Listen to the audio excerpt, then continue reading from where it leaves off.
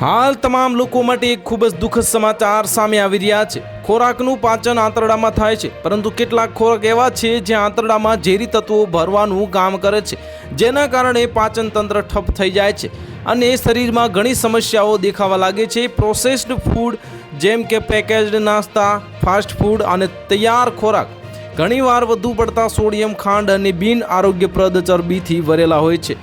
આનાથી પેટનું ફૂલવું, ગેસ અને કબજિયાત જેવી સમસ્યાઓ થઈ શકે છે। આ ખોરાકમાં ફાઇબરની માત્રા ઓછી હોય છે, જે પાચન માટે ફાઇબર હોવું જરૂરી છે।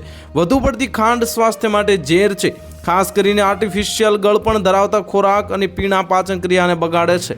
આનાથી આંતરડામાં બેક્ટેરિયાનું અસંતુલન થઈ જાય છે અને જેના કારણે પાચન સમસ્યાઓ થઈ શકે છે।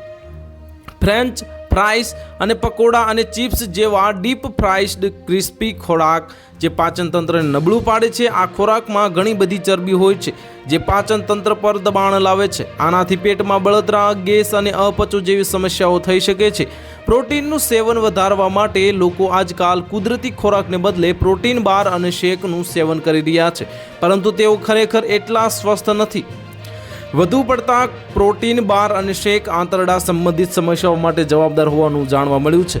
આ કારણ કે તે પ્રોસેસ્ડ અને આર્ટિફિશિયલ સ્વીટનરમાંથી જે તૈયાર કરવામાં આવે છે અને આલ્કોહોલ ફક્ત તમારા લીવરને જ નહીં પરંતુ તમારા પાચન તંત્રને પણ નુકસાન પહોંચાડે છે। આલ્કોહોલ આંતરડામાં પહોંચે છે, આ સારા બેક્ટેરિયાને મારી નાખે છે અને આંતરડાના માઇક્રોબાયોમને જે ખલેલ પહોંચાડે છે, જેના કારણે આંતરડામાં બળતરા થઈ શકે છે। તો હાલ માટે આટલું જ। મળીશું નવી અપડેટ સાથે। જો તમને અમારા વિડીયો પસંદ આવતા હોય તો વિડીયોને લાઇક કરી દેજો, ચેનલને સબસ્ક્રાઇબ કરી બાજુમાં આવેલા બેલ આઇકનને દબાવી દો, જેથી તમને આવા સમાચારની અપડેટ મળતી રહે।